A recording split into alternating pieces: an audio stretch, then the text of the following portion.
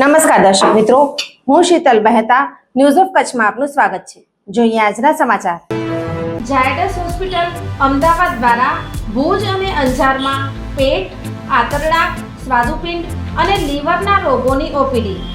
ગુજરાતના જાણીતા લેપોસ્કોપિક અને robotic gastro hepatobiliary surgeon doctor Dhaivat Vaishnav, MS DNB surgical gastrology, પેટ, આંતરડા, સ્વાદુપિંડ અને લીવરની બીમારીઓના લક્ષણો, પિત્તાશયમાં સોજો, પથરી, સ્વાદુપિંડમાં સોજો, પથરી, કેન્સર, મોટા આંતરડામાં રોગો, આંતરડામાં ચાંદા, ડાયવર્ટિકલ્ટીસ કેન્સર, લીવરમાં ગાંઠ, મળ માર્ગની જૂની તકલીફો, દૂરબીન દ્વારા operation, laparoscopic surgery, robotic surgery.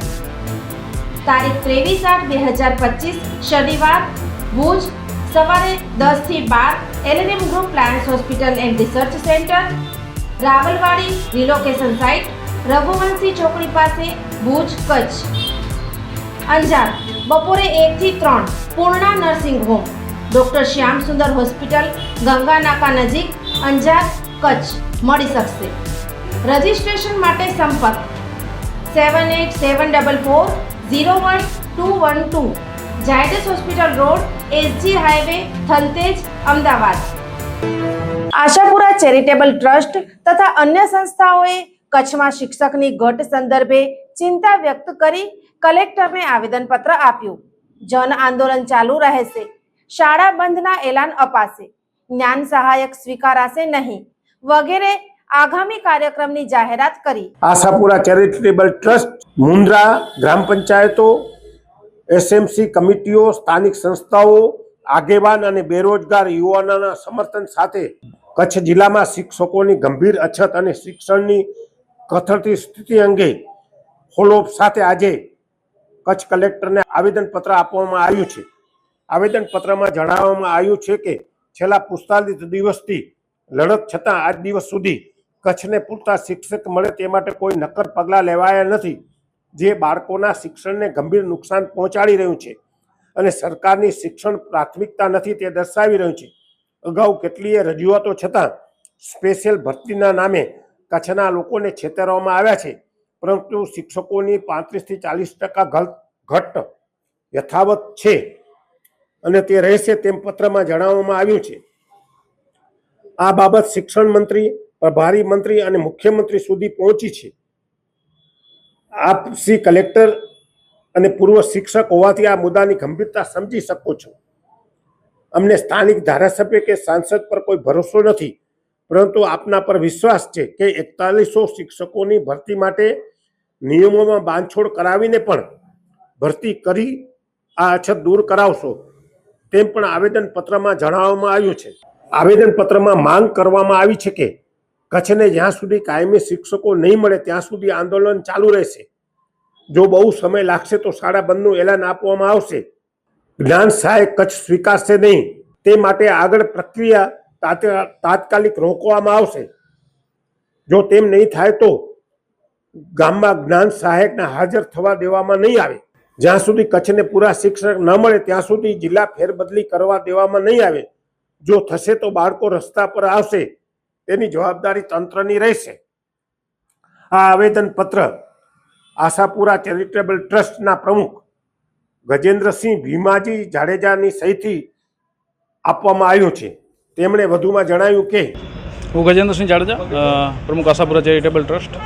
આજ ખાસ કરીને આવેદન બાબતે જે અગાઉ પણ અમારી રજૂઆત હતી કે કચ્છની અંદર વર્ષોથી શિક્ષકોની હરહંમેશ ઘટ રહે છે, જેને સરકાર પૂર્ણ કરે અને થોડા સમય પહેલાં શિક્ષકોની બદલી કરવામાં આવી, બદલીના હુકમો કરવામાં આવ્યા અને જિલ્લા પંચાયતે એ બદલી રોકી કે ભાઈ પહેલાં કચ્છની મીડિયા જાગી, કચ્છના લોકો જાગ્યા કે ભાઈ કચ્છ ખાલી થઈ જશે જો બદલીઓ થશે તો, અને ઓલરેડી પહેલાંથી ઘટ છે જ, તો એ બાબતે જિલ્લા પંચાયતે બદલીઓ રોકી અને કચ્છના વિરોધના કારણે એવું કહેવામાં આવ્યું કે સામાન્ય ભરતી ગુજરાતની જે થાય છે એમાં તો કચ્છ લેવાશે, પણ સાથે સાથે કચ્છની સ્પેશિયલ ભરતી 4100ની કરવામાં આવશે।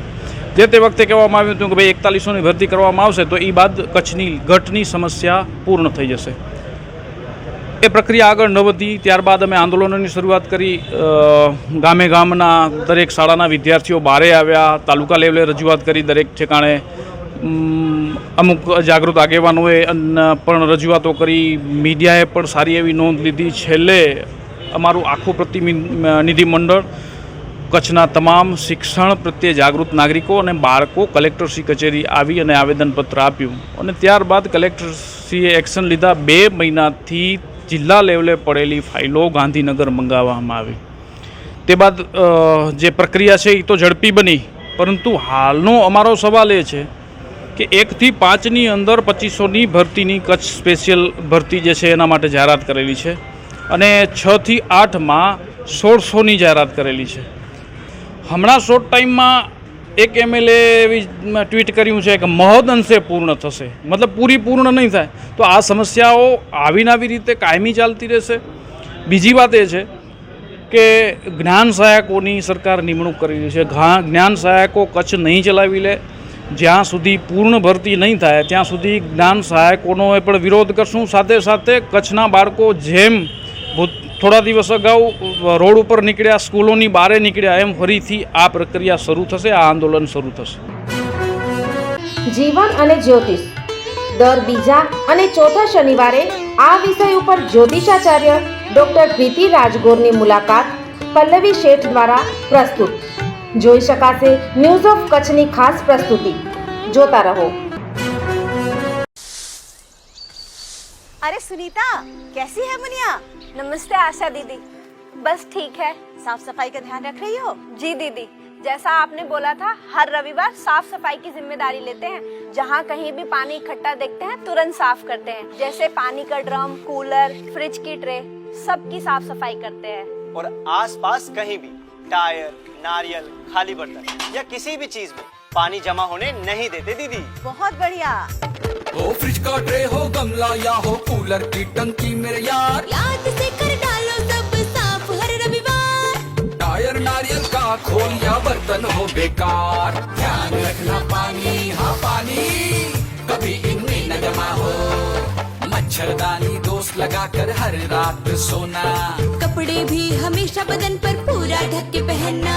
इन छोटी छोटी बातों का रखोगे ध्यान, तो डेंगू, चिकनगुनिया, मलेरिया, दिमागी बुखार से बचेगी जान। बस अब लो हर रविवार सफाई की जिम्मेदारी, मिलकर पड़ेंगे मच्छरों पर भारी। દર્શક મિત્રો, આજે તારીખ 21 ઓક્ટોબર 2025 આ હતા આજના સમાચાર. આવતીકાલે ફરી મળીશું. ત્યાં સુધી મને રજા આપશો. નમસ્કાર.